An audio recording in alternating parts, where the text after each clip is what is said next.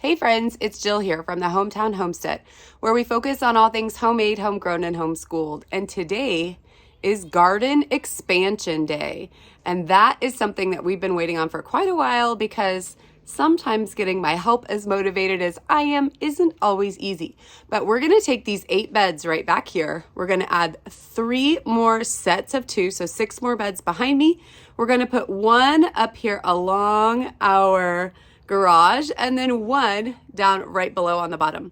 So come along with me to see how we're going to put in a new set of no-dig beds in a really old yard that needs a little work. Okay, so the first thing that we started doing today was clearing out all the space back here behind our garage. It was really overgrown and had all kinds of greenery and stuff. So my help's super happy. I warned you about that earlier. So anyway, we've weeded it down. Now he's raking up what's left there, and we're pulling out a bunch of roots and stuff from really old vines and shrubs and stuff that was in here earlier. So what we're going to do now is I've got a piece of cardboard back here behind me, and I've got one of my helpers over here. I'll show you.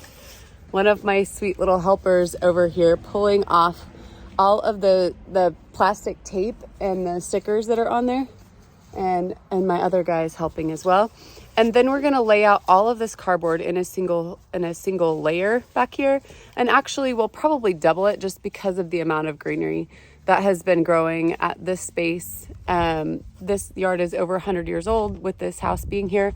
So the things are really well rooted. So we're going to take a couple layers of cardboard.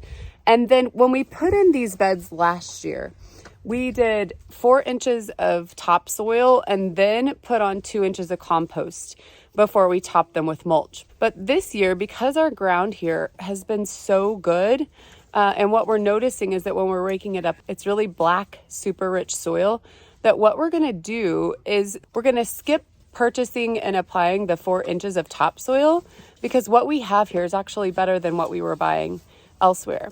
And then we're just going to put the cardboard down, 2 inches of our compost, which we're using a mushroom compost that I got delivered by a truckload. And then we're going to go ahead with leaf mulch for the fall and let that just soak and set and settle to where we have a perfectly prepared bed for the spring planting season. So I'm going to put you back on time lapse and let you see our progress. We're going to do the same thing here, and then we're going to set up 3 more sets of beds back behind to double up the space that we have available. So check it out.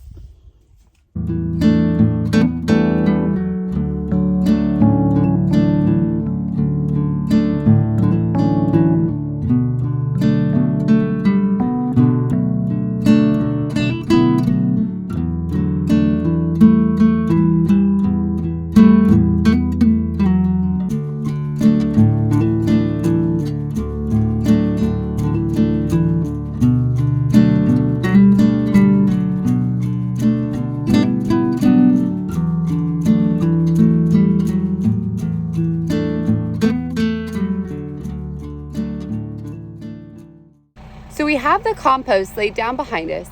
I have mulched in between all of my paths and my other beds, and that way you can walk easily on both sides without getting muddy or in any kind of issue with sinking or compacting your growing space. And I found that worked really, really well.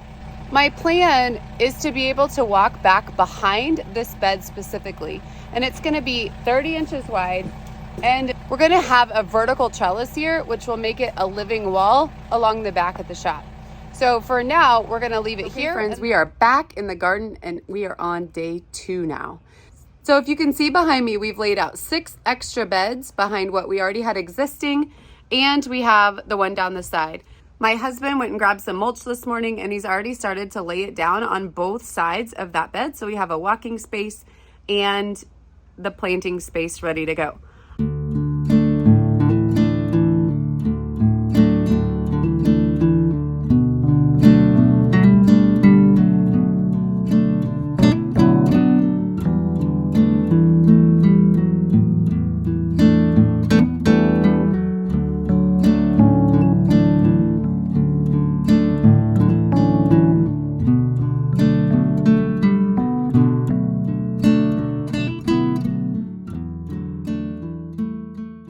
Okay, we have put in all 6 of the extra beds and the last of the mulch is going down behind us.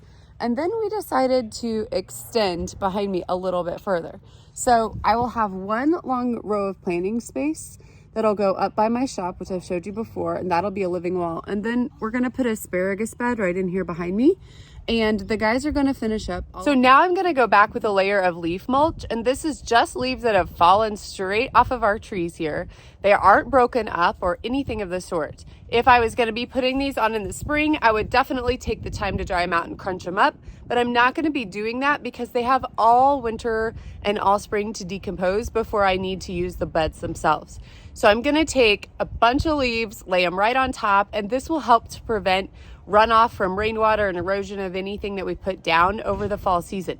So this is the last step and it's time to get started.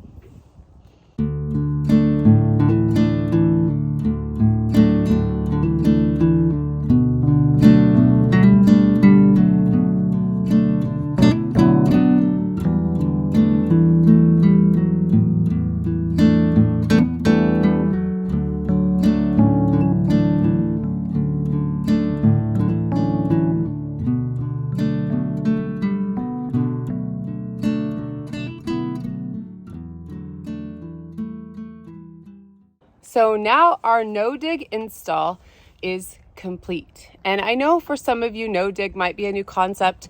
So I did want to touch a little bit more on why the leaves. So the leaves have a dual purpose. One is they keep the moisture in the soil, they keep the dirt from eroding, and then they also prevent anything that might want to plant itself in that beautifully fertile soil from popping up and being in the middle of my tomato patch or my cucumbers next spring. So the leaves themselves are actually really, really wonderful to act like a natural covering and to help us out through the fall season. So if you have any other questions about the no-dig process or why we did anything specifically, don't hesitate to leave those below. One other thing I wanted to mention, my bigger beds that we first installed last year are 48 inches across. And when we added in, I decided to go with 30 inch. And there's a lot of debate about this on the online circles of what's going to be better. Of course, 48 is giving you more growing space, but after my first year of having 2 rows of tomatoes in a 48-inch wide bed and realizing that I would like more circulation for the air to go through, I decided to install the next set at 30 inches. The reason that 30 inches is the way to go is that you can actually straddle the bed and lean down on it. So I can be right here and lean down, and this protects my back, and it also keeps me comfortable for what I'm doing.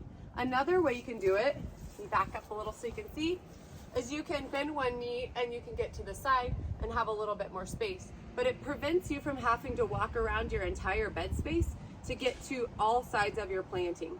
Now, that will be really handy in the spring when we're transplanting in plants, in addition to when we're weeding some of those beds where the occasional weed will go ahead and pop up.